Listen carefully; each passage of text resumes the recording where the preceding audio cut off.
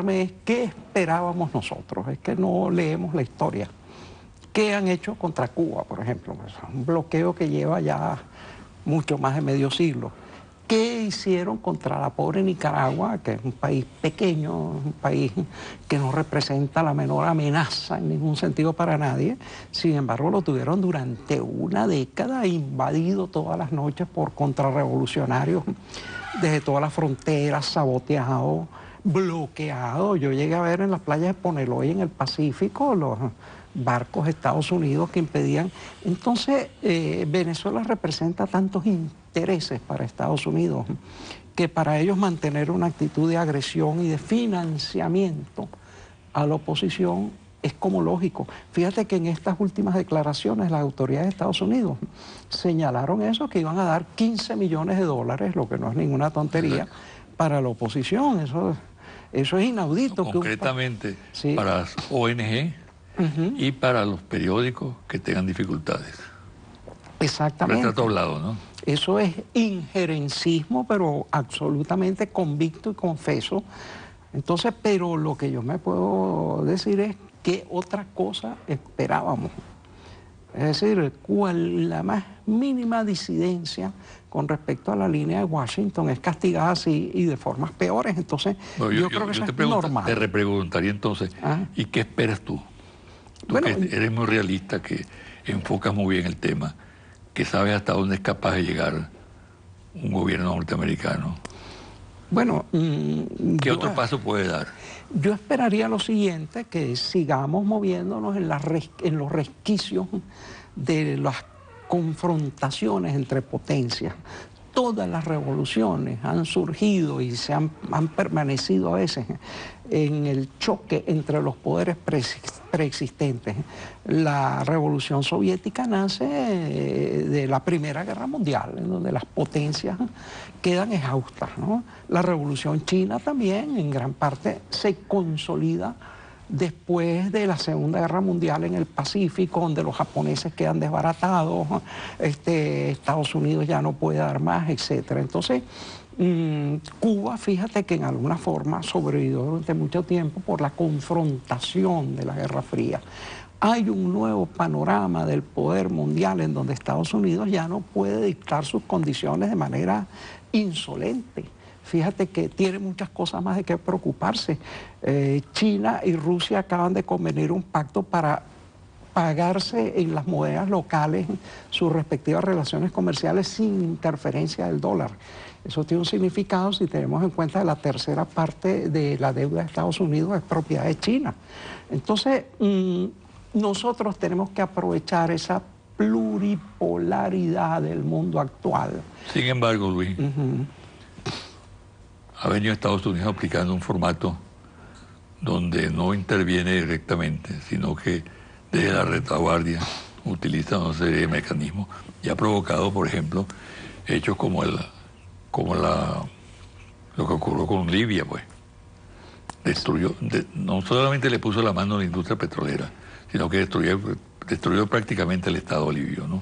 Lo que ha hecho en Afganistán, lo de Irán, lo de Siria mismo, sí, y lo que acaba de hacer en las narices de la propia Rusia, lo que está pasando con Ucrania, ¿no? Sí, lo que sucede es que esos formatos, fíjate, son algo así como la cosmética de una operación. Tienen éxito. Por ejemplo, tú dices Libia. En Libia lo que hubo fue una supuesta represión contra una manifestación que no documentaron ni las estaciones satelitales de Rusia, ni de Estados Unidos, ni de nadie, ni Telesur, que estaba allá, verificó eso, pero eso fue una excusa para que la OTAN empezara 50.000 operaciones de bombardeo, con muertes de decenas y decenas de miles de civiles y destrucción de los centros poblados. No fue esa operación de ablandamiento, de golpe suave, esa especie de pantomima, lo que acabó con Libia. Lo que acabó con Libia fue un genocidio masivo aplicado por la OTAN y todos sus aliados, la destrucción de un país. Entonces, en el caso de que Estados Unidos decida aplicar eso contra un país, con una alianza como la OTAN, por ejemplo, sabemos que nuestras oportunidades son únicamente las de una guerra de resistencia como la de Vietnam, que a veces han triunfado. En ese sentido, recordando la situación colombiana, hay que plantear que Santos habló de la posibilidad de unas bases de la OTAN en América Latina y que no fue una fantasía de él. Poco antes de la Fundación de Análisis Económico y Social Ibérica, en una sesión en la que estuvo Leopoldo López, plantearon también un pacto con la OTAN para América Latina. Es un viejo proyecto, ¿no? Entonces, si se decide la aplicación de esa fuerza brutal, que es una cosa que no depende de nosotros, la panorámica variaría. Hasta ahora esa parte no ha entrado, no ha sido activada, o se está apenas intentando el inicio de la activación de ella. Estamos en una fase, por así decirlo, de pantomima. ¿Y la oposición venezolana? Lamentablemente se la ve muy cuadrada con el sueño de dos soluciones violentas, inconstitucionales y antidemocráticas. Sueñan o con un golpe militar, que para mí, si en estos más de 3 meses de agresión contra la Constitución que ha habido no se ha manifestado, hay únicamente 3 oficiales investigados, pues es una posibilidad muy lejana. O la otra es la intervención directa de Estados Unidos, bien directa total o bien utilizando algún otro país como intermedio. Ahora, eso tampoco se ha materializado y a mí me da la impresión por el lapso transcurrido de que no se va a materializar en un lapso previsible. ¿Por qué? Fíjate tú, montaron la patraña en Libia de que se había bombardeado una manifestación y a pesar de que eso nunca estuvo, mira, antes de 2 o 3 días ya había un auto de detención contra Gaddafi, le confiscaron todas las reservas a Libia, las reservas monetarias, las divisas que tenía en el exterior, y empezó el bombardeo que duró meses seguidos. Sin embargo, aquí llevamos más de 3 meses todavía fuera del apoyo de terroristas internacionales que han sido detenidos, de paramilitares que han sido agarrados con las manos en la masa. ¿Qué carácter tiene para ti la guarimba? Mira, la guarimba para mí, de nuevo digo, es una especie de cosa cosmética, con el objetivo de fingir que hay un movimiento popular de oposición. No es un movimiento popular porque, oye, 19 de las 335 alcaldías de Venezuela no son el país. Y mucho menos la guarimba quedó después en 5 alcaldías y después en una y ahora... Pero es muy violenta. Sí. 44 muertos, casi 1000 heridos. De lo cual es bueno decir que prácticamente la inmensa mayoría de los muertos han sido bolivarianos o han sido de la fuerza pública. De hecho, dentro de un conteo que llevaba yo, prácticamente apenas unos 8 opositores habían muerto de toda esa violencia y en parte gracias a actos atribuirles a ellos mismos. Uno se puso a lanzar un mortero improvisado y le reventó. En el pecho. Otro se cayó de la azotea de su casa donde estaba dirigiendo la batalla de Waterloo, etc. Entonces, yo diría lo siguiente, hasta el presente han sido tan destructivas porque la fuerza pública ha tenido una extraordinaria restricción en la represión de ellas, que por ejemplo, fíjate tú que el Poder Nacional nunca ha intervenido directamente, salvo en casos extremos, en los desórdenes en los municipios opositores, bajo la idea de que eso le corresponde a los alcaldes opositores. ¿Esta guarimba en tiempos de Betancur qué hubiera significado?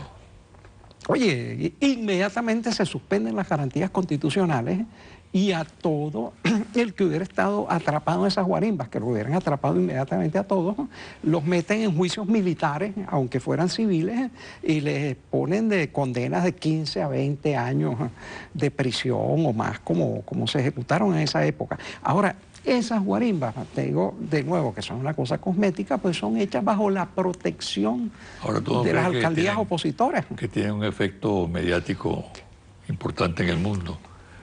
En el mundo. Porque trascienden esas imágenes. ¿Cómo no? ¿Cómo no? Porque aunque no hubiera guarimba... Y eso alimenta las campañas contra el país. Claro, tú has sido testigo de la transmisión de una cantidad de imágenes de represión conmovedoras. En una había 2 señores con unos gorros de piel de oso atrapando a una señora que eran en algún país báltico, una cosa de esas. aunque no hubiera habido nada, esa campaña de todos modos seguiría inventando infundios. ¿Y en qué nos puede perjudicar? Bueno, yo siempre digo, aunque fuera la presidenta de Venezuela, la Madre Teresa de Calcuta o el doctor José Gregorio Hernández, esa campaña seguiría acumulando infundios, acumulando calumnias, falsedades, etcétera. Y como no somos dueños de esos medios, pues no podemos pararlo. Lo que sí podríamos es hacer campañas muy inteligentes de desarmar esas matrices de opinión. Hasta ahora no se ha trabajado con todo el éxito que sería deseable allí, pero tenemos que tener en cuenta, ese es un ejército que está contra nosotros, nos ha declarado la guerra, no nos pertenece, no lo podemos adquirir ni lo podemos paralizar y seguirá diciendo mentiras, hagamos lo que hagamos, a menos que les entreguemos el país. Entonces yo diría que uno no debe preocuparse de eso. ¿Cuáles son los efectos? Bueno, podrían traer una condena de la ONU como la que se hizo contra Libia, pero eso no depende de lo que digan los periodistas, esos señores que dictaron el auto de detención contra Gaddafi, mejor dicho, la requisitoria, vivo o muerto, esos ya estaban comprados. Ya eran gente comprada porque viven en esas burocracias internacionales. Entonces, bueno, yo diría que uno tiene que preocuparse, como decían los estoicos, de las cosas